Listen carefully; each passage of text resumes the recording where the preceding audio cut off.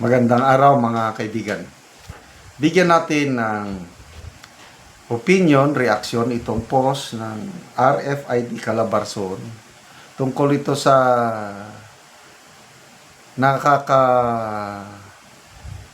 nakakahanga, nakakatuwang ginawa ng isang pulis Davao.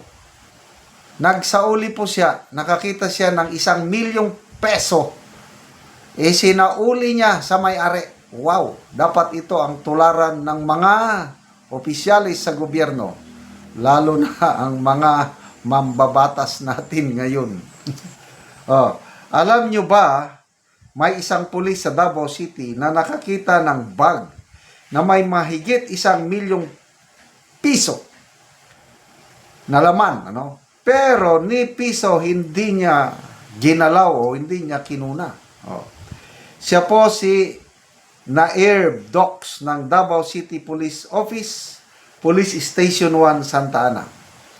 Habang pauwi na raw siya, may napansin siyang bag na naiwan sa daan.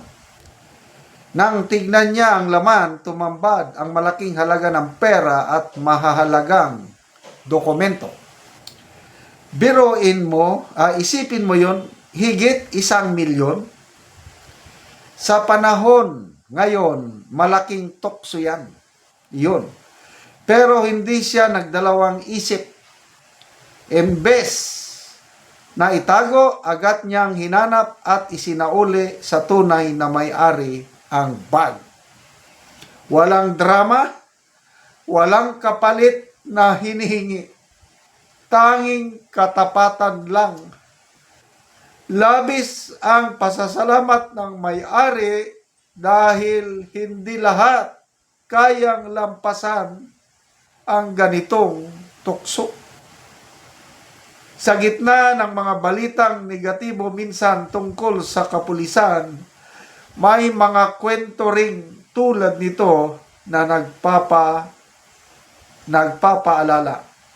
May mga lingkod bayan pa ring inuuna ang dangal kaysa pera. Saludo kay Police Staff Sergeant Nair Docs. Ang ginawa niya ay patunay na ang tunay na serbisyo hindi nabibili ng kahit gaano kalaking halaga. Ito po yung picture ng Davao City Police. Nandyan na po yung pera, mga picture, mga dokumento, passport. Wow naman. Pulis sa Davao isinauli ang bag na may higit 1,000,000. Wow! Ang ganda ng mga ganitong kwento. 3,900 ang nag-react, 2,600 ang nag-like, 1,000 ang nag-love, 137 ang itong emoji na ito. Basta lahat positive. Magbasa tayo sa mga comments. Basta Davao, discipline ang mga tao doon, hindi mga bayaran. Diyan pa lang makikita natin what kind of leadership ang Davao. Correct. Davao City yan it reflects on the whole culture ng taga Davao. Saludo ako sa mga taga Davao. Of course, sa Duterte brand of leadership, sa mga kawani, sa City Hall, mga kapulisan, mga tao. Wow naman, nakaka-inspire, Ang sarap tumira sa Davao. Nakakabisita lang ako ng Davao. Siguro ngayong May or April, bisita ulit kami sa Davao. Kakain kami ng paboritong ulam ni Tatay Digong natin, bolkachong. Sa mga hindi nakakalam ang paboritong ulam ng ating Tatay Digong, bolkachong. Tama ba? Nalaman kito dahil may pamangkin ako. Tiniente pa siya. Sundalo ito ngayon, Lieutenant Colonel na. Tiniente siya, dyan siya na-assign sa Davao City, Infantry Battalion, Army. Doon niya nalaman na yung paborito ni Tatay Digong is bolkachong. Kaya ngayon, nagluluto siya, tinuruan niya yung kapatid niya. Yung kapatid naman niya, nagkaroon ng karinderya, tapos nagluto, bolkachong. yung paboritong ulam ni Tatay Digong. Doon ako unang nakatikim ng bulkachong sa luto na ng pamangkin ko. Kaya lang, nung nagpunta ko sa Davao, hinanap namin saan yung mga restaurant na nagluluto ng bulkachong at doon kumakain si Tatay Digong. Kaya, ang sarap. Wow! Dadalhin ko yung anak ko, mga apo ko, papasyal kami sa Davao at para lang makakain ng bulkachong. Para as a way of respect sa ating tatay na ngayon nandun nakakulong. I don't know kung walang bulkachong sa ICC The Hague. Nandyan lang sa Davao. Okay. So nakakatuwa, no? Ulitin ko, kapulisan natin. I still believe on the goodness of many policemen and police women. Kung mayroon mang mga buligon, mga skalawags, mabibilang mo lang yan. And I'm sure, very proud ang Davao City Police Office sa ginawa nitong Staff Sergeant Naib Dorks. And of course, the whole PNP organization. Mabuhay ang ating Philippine National Police. Ang tatay ko kasi, Philippine Constabulary. Kaya, yung puso ko sa mga pulis, sa mga PC, nandyan. Pinalaki ako ng disiplinang Philippine Constabulary. Lumaki ako sa mga kampo ng mga PC. Bata pa ako nung nasa serbisyo ang aking tatay bilang PC. Kaya Hujad Dakula, sabi, one time we went to Davao and we had amazing experience that my son witnessed how Davao City, a place to live peacefully, disciplined and honest.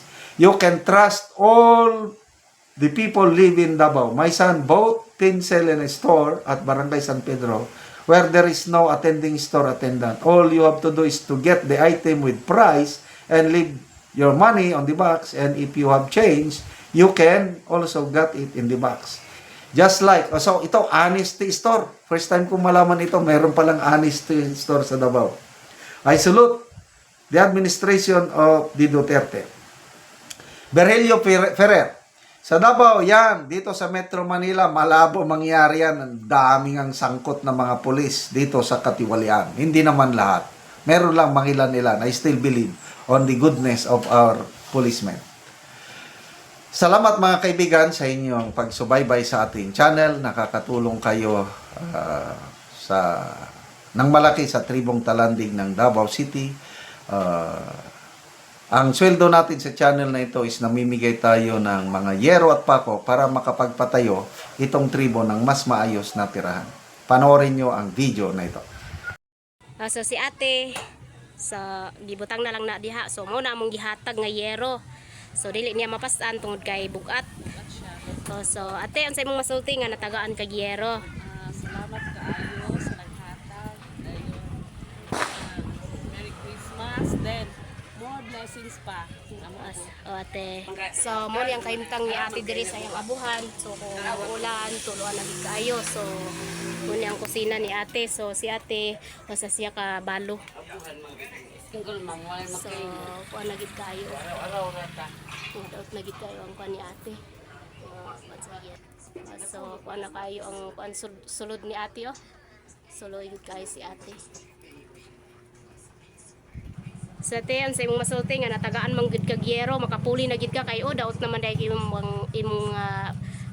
kuan himan nga yero. Salamat ya ako na siya mapulihan o di na ko tuluan. So di nakatuluan ate. So pila na imong edad te? 48. So nakay banante? Wala. So balo ka pila na ka year ate nga Single mom ka. So si ate single mom di ay dili di siya balo so single mom. So pila ka buok imong anak te? Duha. So duha imong anak. So nag-eskwela pa sila te? O eskwela elementary o senior high. So unsa na lang ang yung panginabuhian te? Kanira tindahan So ginagmay lang. araw-araw. So si ate nagnegosyo og ginagmay lang aron lang makabuhi sa iyang anak kay siya usa ka siya ka single mom. Pila na ka year ate nga na single mom ka? Kuan na 11 years. So Dili. 12 years kay So 12 man ang 12 years ginamura. na. So dako kayong pasalamat ate. So Merry Christmas, Pasko pag yun. So naatagaan yun kag Yero. Oh, timing kayo Christmas. Salamat kaayo kay di lang tuluan. Sige ate, God bless gid kayo ate. Makapuli na gid ka sa imong balay o Yero. Oh, salamat Sige kayo ate, sa salamat sponsor. po. Salamat sa donation.